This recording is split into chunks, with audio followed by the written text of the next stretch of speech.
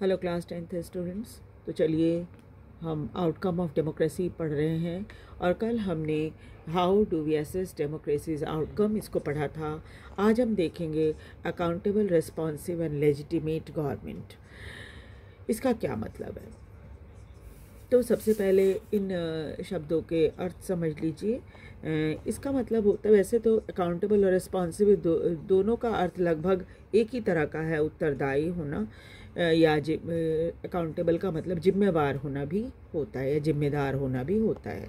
और लेजिटिमेट का अर्थ होता है वैध, यानी जो कानूनी रूप से सही हो। ठीक है, तो डेमोक्रेसी को एक जिम्मेवार, उत्तरदायी और वैध सरकार माना जाता है। क्यों? चलिए देखते हैं क्यों माना जाता है। There are something that democracy must provide. कुछ बातें ऐसी होती हैं जिसे प्रजातंत्र को देनी ही पड़ती है जनता को, है ना। In a democracy we are most concerned with ensuring that people will have the right to choose their rulers and people will have control over the ruler. और डेमोक्रेसी में हम इस बात के लिए चिंतित रहते हैं कि इसमें नागरिकों को अपना नेता चुनने का अधिकार होना ही चाहिए, है ना। और उसके ऊपर और जहाँ तक संभव हो सके नागरिकों का उसके ऊपर कंट्रोल भी होना चाहिए। Whenever possible, the necessity citizens should be able to participate in decision making that affect them all। और नागरिकों को जो भी संभव हो सके नागरिकों को निर्णय में पार्टिसिपेट जरूर करना चाहिए जो उन्हें प्रभावित करता है। कैसे हम कह सकते हैं इसे? क्योंकि इसमें क्या होता है, जब हम वोट डालकर नेताओं को जिताते हैं तो उसके बाद उनकी सरकार बनती है और फिर सरकार जो फैसले लेती है उसका प्रभाव हम पर पड़ता है। इसलिए ये ज़रूर होना चाहिए कि जनता इसमें पार्टिसिपेट करे। Therefore, the most basic outcome of democracy should be to it produces a government that is accountable to the citizen and responsive to the need and expectation of the citizen। इसलिए सबसे मूल रूप में democracy का result ये होना चाहिए कि वो हमें एक ऐसी सरकार दे जो नागरिकों के प्रति जिम्मेदार हो और उनकी ज़रूरतों और उम्मीदों के प्रति उत्तरदायी हो।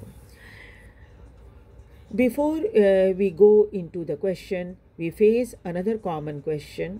अब अगला प्रश्न पूछने से पहले हमारे सामने एक और प्रश्न आ जाता है। क्या है वो प्रश्न? Is the democratic government efficient? क्या एक डेमोक्रेटिक गवर्नमेंट जो है कुशल होता है, एफिशिएंट होता है? Is it effective? क्या ये असरदार होता है? Some people think that democracy produces less effective government। कुछ लोगों का ये मानना है कि डेमोक्रेसी ज़्यादा असरदार या प्रभावशाली सरकार नहीं दे पाती। कुछ लोग ऐसा मानते हैं।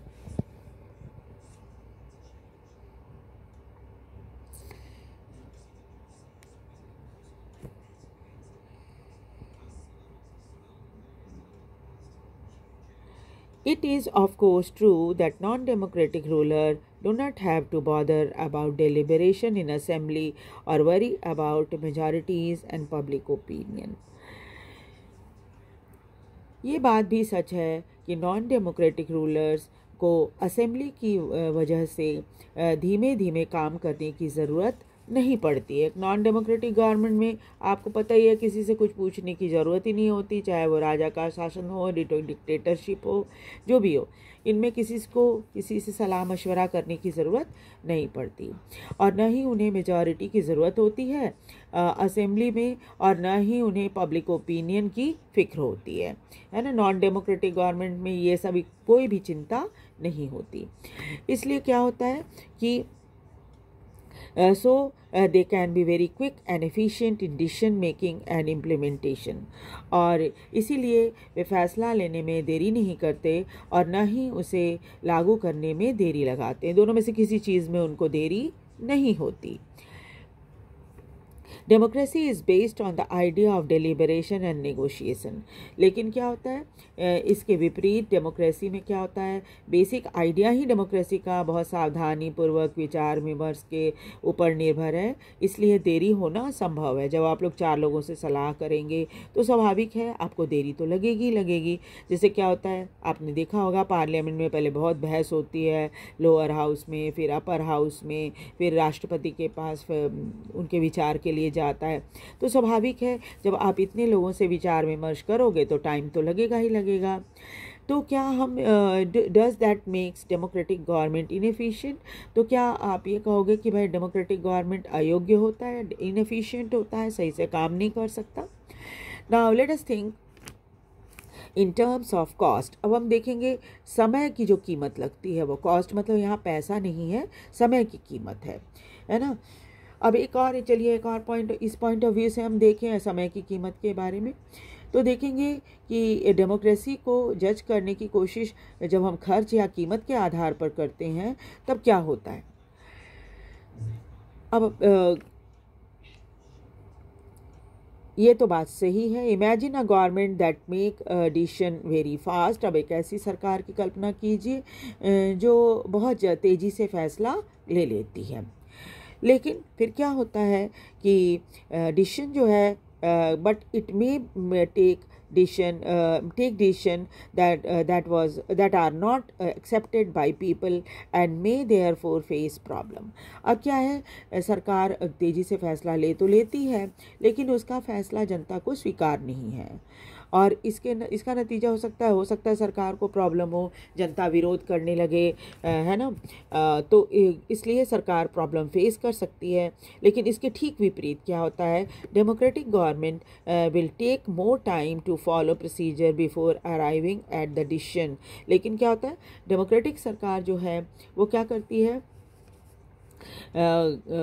उस अपने कार्य पद्धति के अनुसार उसको चलना पड़ता है, जो प्रोसीजर होता है उसको फॉलो करना पड़ता है। इसलिए नॉन डेमोक्रेटिक के फैसले की तुलना में डेमोक्रेटिक गवर्नमेंट का फैसला ज़्यादा लोगों को मंजूर इसलिए होता है क्योंकि वो सलाह मशवरे के बाद फैसला लेती है। But because of it has followed procedure, its decision may be both more acceptable to the people and more effective। और इसलिए ज़्यादा लोग इसे स्वीकार करेंगे तो ये ज़्यादा प्रभावशाली दिखेगा। So the cost of the time that democracy pay perhaps worth। इसलिए जो समय सरकार लगाती है, डेमोक्रेटिक गवर्नमेंट लगाती है, वो क्या कहेंगे आप कि जो कीमत होती है, समय की कीमत, वो ज़्यादा अच्छी होती है नॉन डेमोक्रेटिक की तुलना में, क्योंकि उसका फैसला जो है वो ज़्यादा लोगों को मंजूर होगा और यहाँ पर समय की कीमत जो है वो पूरी लगेगी नॉन डेमोक्रेटिक की तुलना में। यानी आपको ये नहीं लगेगा कि आपका समय बर्बाद हुआ, या ज़्यादातर लोग जो है ये इस बात से खुश होंगे कि उन समय लगा बट फैसला या काम सही से हुआ। अब आगे देखिए। Now look at the other side of democracy, ensure that decision making will be based on norms and procedure। अब हम ये चीज़ भी देखते हैं कि भाई डेमोक्रेसी तो है, एक कार्य पद्धति जो होती है, प्रोसीजर, उसके अकॉर्डिंग चलती है, उनके कुछ नियम बने हुए हैं उसके अकॉर्डिंग वो चलती है। So a decision who want to know so a citizen who want to know if a decision was taken through the correct procedure can find this out। इसलिए अगर कोई नागरिक ये जानना चाहे कि कोई काम सही पद्धति से चल रहा है कि नहीं चल रहा है तो वो आराम से पता लगा सकता है। She has the right and the means to examine the process of decision making। उसके पास अधिकार भी है और तरीके भी हैं जांचने परखने के लिए। वो ये देख सकता है कि सरकार सही तरीके से काम कर सकती है कि कर रही है कि नहीं कर रही है। This is known as transparency. इस तरह से अगर जनता भी ये पता लगा ले कि सरकार किस तरह से काम कर रही है तो इस पद्धति को ट्रांसपेरेंसी कहा जाता है, यानी पारदर्शिता। आप चाहे तो इसे आराम से जान सकते हैं, देख सकते हैं। और और this factor is often missing from non democratic government. लेकिन क्या ये फैक्टर जो है या ये कारक जो आप कहिए नॉन डेमोक्रेटिक गवर्नमेंट में मिसिंग रहता है। यानी कि आप नॉन डेमोक्रेटिक में कोई भी डिसीजन के बारे में पता नहीं लगा सकते कि सरकार क्या अंदर अंदर फैसला ले रही है। Therefore, we are trying to find out the outcome of democracy. When we are trying to find out the outcome of democracy, it is right to expect democracy to produce a government that follow procedure and is accountable to the people. इसलिए जब हम democracy की का परिणाम जानने की कोशिश करते हैं तो हम डेमोक्रेसी से ये उम्मीद करते हैं कि वह एक कार्य पद्धति को फॉलो करे और जनता के प्रति उत्तरदायी हो। साथ ही साथ क्या है कि we can also expect that democratic government develop mechanism for citizen to hold the government accountable and mechanism for citizen to take part in decision making whenever they think fit. और न सिर्फ ये होता है कि वो उत्तरदायी हो बल्कि एक डेमोक्रेटिक गवर्नमेंट में ऐसा मैकेनिज्म डेवलप होना चाहिए जिससे नियमित रूप से इलेक्शन हो और लोग यानी नागरिक इस डिसीजन मेकिंग में पार्टिसिपेट करें जब भी ज़रूरत हो। जैसे हमारे देश में 5 साल पे इलेक्शन होते हैं, है ना। तो इस तरह से क्या है एकदम बिल्कुल फुल फ्लेजेड तरीके से नागरिकों का पार्टिसिपेशन होना ज़रूरी है। If you wanted to measure democracy on the basis of the expected outcome, you would look for the following practice and institutions: regular, free and fair election, open public debate and on major policies, legislation, and citizens' right to information about the government and its functioning. अगर हम democracy को उसके expected outcome की मदद से देखना चाहते हैं तो हमें निम्नलिखित बातों पर ध्यान देना जरूरी है। कौन कौन सी बातें थी? रेगुलर, फ्री और फेयर इलेक्शन होना चाहिए नियमित रूप से, जैसे हमारे देश में 5 साल में होता है। और खुला वाद विवाद होना चाहिए। सरकार अगर कोई फैसला लेती है तो उसके लिए लोगों को उनसे सलाह मशवरा करना चाहिए या वाद विवाद होना चाहिए कि कहाँ सही है सरकार, कहाँ गलत है, और क्या सरकार को भी उस पर जनता को भी सरकार के इन सब डिसीजन में बहस करने का मौका मिलना चाहिए कि सरकार किस तरह से काम कर रही है। The actual performance of democracy show a mix record of this. अब सही माने में अगर हम देखें तो डेमोक्रेसी का मिक्स रिकॉर्ड है, यानी रिजल्ट इसका मिक्स है। कैसे मिक्स है वो देखिए। जहाँ तक democracy have had greater success in setting up regular and free and fair election, जहाँ तक डेमोक्रेसी की बात है वो नियमित रूप से इलेक्शन तो करवाती है, फ्री है फेयर इलेक्शन भी होता है, इस मामले में तो वो सही है बिल्कुल। And setting up condition for open public debate, और ओपन पब्लिक डिबेट भी करवाती है। ऐसा नहीं है कि ऐसी व्यवस्था नहीं है। लेकिन क्या है, but most democracy fall short of election that provide a fair chance to everyone in subjecting every decision to public debate. और लेकिन ये भी देखा गया जाता है कि सबको बराबर मौका नहीं मिलता और न ही हर डिसीजन में पब्लिक डिबेट होता है ना, नहीं होता। लोग पब्लिक डिबेट कई बातों पे नहीं होता। Democratic government do not have the very good record when it comes to sharing the information with citizen. और डेमोक्रेटिक सरकार का इस मामले में भी बहुत अच्छा रिकॉर्ड नहीं है कि वो बहुत सारे इन्फॉर्मेशन जनता के साथ शेयर नहीं करती। लेकिन आप देखिए कि जनता के साथ नहीं भी शेयर करती। All one can say in favour of democratic regime is that they are much better than any non democratic regime in these respect. लेकिन चाहे आप बेशक कुछ कमियां दिखाओ, इसमें बहुत सारी कमियां दिख रही है, हमें बहुत कमी है, लेकिन इसके बावजूद भी अगर कंपेयर हम करें तो देखते हैं कि डेमोक्रेटिक गवर्नमेंट बाकी सभी फॉर्म ऑफ गवर्नमेंट से, यानी नॉन डेमोक्रेटिक फॉर्म ऑफ जो गवर्नमेंट है उससे बेटर है। अब चलिए आगे देखते हैं कि और कहाँ हम कंपेयर कर सकते हैं। In substantial term it may be reasonable to expect from democracy a government that is attentive to the needs and demand of the people and is largely free of corruption. मूल रूप से देखा जाए तो हम ये उम्मीद करते हैं कि सरकार जनता की ज़रूरतों का तो ध्यान रखे ही, बल्कि करप्शन फ्री भी हो, यानी रिश्वतखोरी न करती हो। The record of democracies is not impressive on these two counts, लेकिन इन दोनों मामले में भी डेमोक्रेसी का रिकॉर्ड कोई बहुत अच्छा नहीं है। Democracies often frustrate the need of people and often ignore the demand of majority of its population. ये भी देखा जाता है कि लोग जो है फ्रस्ट्रेट हो जाते हैं क्योंकि सरकार न सिर्फ उनकी ज़रूरतों को पूरा नहीं करती बल्कि कई मामले में उनको इग्नोर भी कर देती है। The routine tales of corruption are enough to convince us that democracy is not free of this evil.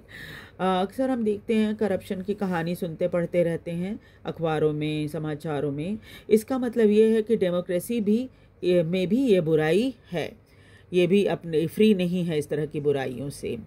At the same time, this is nothing to show that non-democracies are less corrupt or more sensitive to the people. लेकिन साथ ही साथ ये भी कहा जा सकता है कि नॉन डेमोक्रेटिक गवर्नमेंट भी इसमें कोई पीछे नहीं है, वे भी करप्ट होती हैं और वो भी जनता की ज़रूरतों को पूरा नहीं कर पाती। यानी कि आप कंपेयर करो तो ये देखोगे कि डेमोक्रेसी और नॉन डेमोक्रेटिक दोनों में बहुत ज़्यादा फ़र्क नहीं है। अगर ये करप्ट हैं तो वो भी करप्ट हैं। उसके बाद देखिए नेक्स्ट क्या है। There is one respect in which democratic government is certainly better than its alternative there is one respect in which democratic government is certainly better than its alternative. Democratic government is legitimate government. अगर बाकी लोगों से तुलना करें तो ये देखते हैं कि जहाँ डेमोक्रेटिक गवर्नमेंट बाकी सब फॉर्म ऑफ गवर्नमेंट से बेटर है, ये भी है कि यह एक लेजिटिमेट या वैध सरकार होती है। वैध यानी जो कानूनी तौर पे सही हो, ऐसी सरकार होती है। ये हो सकता है कि it may be slow, less efficient और नॉट ऑलवेज वेरी रिस्पॉन्सिव और क्लीन। आप ये कह सकते हैं कि ये धीमी हो सकती है, जनता के प्रति सेंसिटिव नहीं होती और न ही करप्शन फ्री होती है। लेकिन but democratic government is people's own government. लेकिन आपको याद रखना चाहिए कि ये जनता द्वारा चुनी गई सरकार है ना, जनता की सरकार है। जैसे आपने फेमस डेफिनेशन सुनी होगी, democratic government is of the people, for the people and by the people है। That is why there is an overwhelming support for the idea of democracy all over the world. और यही कारण है कि दुनिया भर की जनता इसको सपोर्ट करती है। As the accompanying evidence from South Asia shows, the support exists in countries with democratic regime as well as countries without democratic regime. और साउथ एशिया के कई देशों में ये देखा गया है कि डेमोक्रेटिक गवर्नमेंट को डेमोक्रेटिक गवर्नमेंट के सपोर्टर्स हैं। डेमोक्रेटिक देश में तो हैं ही, नॉन डेमोक्रेटिक देशों में भी इसको सपोर्ट मिल रहा है। As well as countries without democratic regime. People wish to be ruled by representative elected by them. जनता चाहती है ऐसी सरकार बने जिसे उन्होंने खुद चुना है। They also believe that democracy is suitable for their country. और उनको ऐसा लगता है कि उनके देश के लिए डेमोक्रेटिक गवर्नमेंट सबसे सूटेबल है। Democracy's ability to generate its own support is itself an outcome that cannot be ignored. और डेमोक्रेसी के लिए इतना सपोर्ट हासिल करना उसकी सबसे बड़ी सफलता है जिसे आप इग्नोर नहीं कर सकते, है ना। उसके इतने ढेर सारे सपोर्टर हैं, ज़्यादा से ज़्यादा लोग चाहते हैं कि उनके देश में डेमोक्रेसी हो, तो ये डेमोक्रेसी की सबसे बड़ी सफलता है। ठीक है, तो आज हमने ये जो टॉपिक है जो हमने आज पढ़ा वो था accountable, responsive and legitimate government. तो आप इसमें प्लेलिस्ट में देखिए, इसके पहले के जितने चैप्टर्स मैंने पढ़ा दिए हैं वहाँ पर आप इसको देख सकते हैं, समझ सकते हैं, पढ़ सकते हैं। और साथ ही साथ वीडियो को लाइक और सब्सक्राइब भी ज़रूर कीजिए, शेयर भी कीजिए ताकि ज़्यादा से ज़्यादा लोग इसका फ़ायदा उठा सकें। और मुझे कमेंट करके भी ज़रूर बताइए कि आपको ये वीडियो कैसा लग रहा है। Thank you very much.